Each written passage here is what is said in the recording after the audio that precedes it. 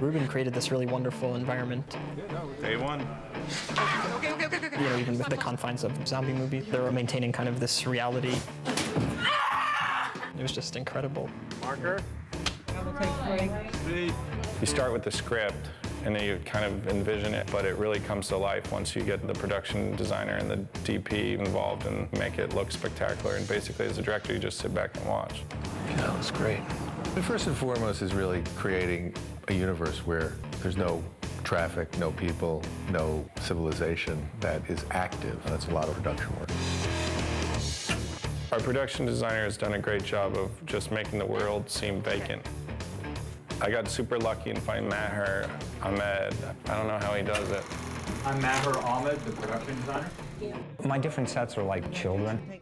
Some of them are prettier than others, some of them are more well-behaved than others, but I kind of love them all. What the hell are we doing? Just humor him, trust me. At our Kimosabe Indian trading post, I went and did a lot of historical research on what these places look like. The trick with that set is the whole place needs to be just smashed apart. So I developed a design for the shelves that is one that lends itself to being busted up. And our set decorator, Gene Sardina, has just gotten hundreds and hundreds and hundreds of pottery, crocks and pots and stuff to break up, and pictures and all kinds of things. And action. Doesn't that feel good? Breaking stuff appeals to the innermost kid in everybody, and they just get started and nobody cares. The place is abandoned and they just have a lot of fun being destructive, but it's a benign destruction in this world of just incredibly malignant destruction that surrounds them. Time to nut up or shut up. The grocery store he built from scratch, there was nothing in it. It was completely vacant before we got there. We're rolling? We had originally thought about going into a real grocery store, and it's just not a practical kind of thing. We would have destroyed a lot of the stock, and it would have been expensive to buy the place out. And action.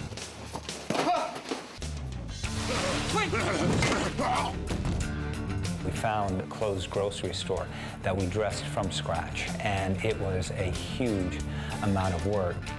I mean, we brought in just row after row after row, shelf after shelf after shelf of food products, and we did some tricky things. So we are here in the fake supermarket to film the fake movie about fake dead people. And inside the fake freezers, you'll notice that there are not actual products, but pictures of products, which are probably more nutritious than the products. We made up dead meat with foam. Painters painted it like it was all moldy and rotten. We wrapped it up in trays and stuff, so it was a lot of fun. We had really only one set that you would call a set kind of set, and that was Columbus's apartment, which is a flashback to his first encounter with a zombie. That set was, I think, a good choice for us to make because there was a very particular set of actions that Ruben wanted to have happen, and he had storyboarded it very carefully. We're in the middle of shooting our 406 sequence, and these are all the boards for the action that we need to pull off. But we have it all figured out. It's just now a matter of getting each of the angles and crossing them off as we go along. It was apparent that this would best be done by building a set because he could get all of the angles he wanted and the particular action he wanted. Right. Ah! Shit, I'm so sorry. Ah! Good. Let's have the blood.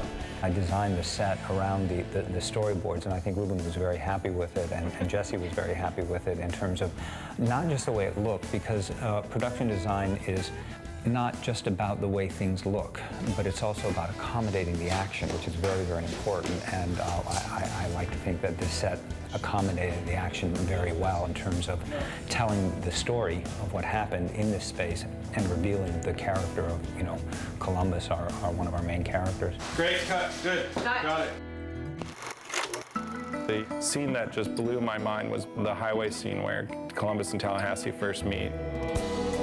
We had 75 cars and 30 wrecks and a boat on another car, and just the scale of the destruction and devastation was serious production value. This particular post-apocalyptic landscape is one more of abandonment than of outright destruction. We don't see a lot of bodies. It's as if everyone just kind of got up and left, or got up and eaten. Oh my God, that makes you sick. It's a not very populated world where these guys can drive through and maybe not see a zombie for 400 miles, but then in places like LA, where there's a greater density, there'll be a lot more zombies. Come on. We're not that deep into the zombies taking over. It's only like a couple months, I think, is what we decided from when the zombies first appeared. It's not like there's a lot of buildings falling down or vegetation growing over buildings, but it is one of the spookiness that comes with abandonment and the fear that comes from not knowing what is around any corner. You have just survived the zombie apocalypse and drove halfway across the country. Where are you gonna go? I'm going to Pacific Playland! Woo! Zombieland was originally conceived as an hour-long television pilot. So it ended with our girls, Emma and Abby, stealing the guy's car and driving off into the sunset. It was very much a cliffhanger. When we expanded it into a feature, clearly that was not going to work anymore. They were struggling with how to figure out the ending, and I pitched this whole amusement park idea, and I think they really responded to it. Suddenly, the amusement park became the anchor for our movie. It became a sandbox to play in terms of writing action.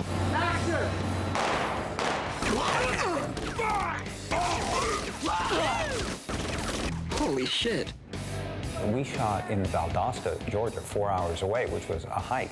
But it's a smaller park, and it gave us a much better density of look. Well, Valdosta was a bit of a surprise in that we thought, you know, hey, South Georgia, it's a swamp. It's the Okefenokee Swamp. So it's going to be a little bit muggy. We brought our shorts, we brought our mosquito repellent, and found ourselves working nights from about 6 p.m. until 6 a.m. every night in 20-degree weather. And so suddenly we had to ditch the mosquito repellent and put on our Mount Everest Himalaya gear. And the locals were fantastic. These people were dressed as zombies in light clothing, standing out in 20 degrees all night, and my hat was off to our zombies. Yeah, it was great to shoot at the amusement park. It was, you know, like a contained location for 3 weeks, so that you were able to get used to the location a little bit. It also created this really wonderful environment to kind of have this game of running from the zombies. That was really good, though. You looked really scared when you were coming down. It looked crazy. There was just like nothing but zombies at the base. While we're on the blast off, in the back of the ride, it blows air at you, and it was like something like 27 degrees outside. You had to just be stuck like 7 stories up on this ride in these harnesses for like an hour at a time. It got pretty cold, I'm not gonna lie. It kind of helps though to look upset when you're freezing cold. I really liked Valdosta, but I gotta say it was it's hard shooting nights. I don't think it's the way we're meant to be. In fact, I know it's not. Yeah, it's kind of rough. The night shooting it's not good for a fellow like me, a fragile little fellow who needs his sleep. Originally, we were supposed to shoot the amusement park at the end of the schedule, but due to the various considerations, it was put at the beginning. And I was so afraid of that when it was originally changed. Shooting out of context is tough just because you have to think about like, where would I be at this point when I've already experienced this, which I've never experienced before. I was thinking, oh my God, we're shooting the end of the movie first. Like, I know this is gonna be stupid. It just seemed like there was no way we'd be able to get through it or recover from. But as soon as we kind of got in there and found our way, we did pretty well. Wrap it up. Roll it. The thing about the theme park was that this is the only time we're really being, overtaken by this many zombies, and I think the reaction would be the same whether we shot it first or last, just because it's such a scary situation that we don't really endure at any other point in the movie. The end of the movie is so different from everything else. There's not really any talking. There's no dialogue. It's like, there. There! Run. Come on! Hurry! Help. Oh my God. It's like there's no scenes really. It made me streamline what I was doing, like things that would have been problematic if we started with just scenes where we're acting instead of doing like the action stuff. I was going to try this weird kind of stuttering affectation, and I think I might have gone the wrong direction.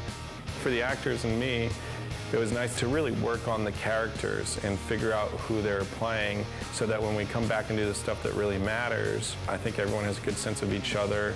I have a good relationship with them, and so I think it actually ended up being really beneficial. The fact that we started doing that stuff did help me get into my character's mindset without trying some crazy shit that would have just been a disaster, you know? Yeah, it's pretty awesome.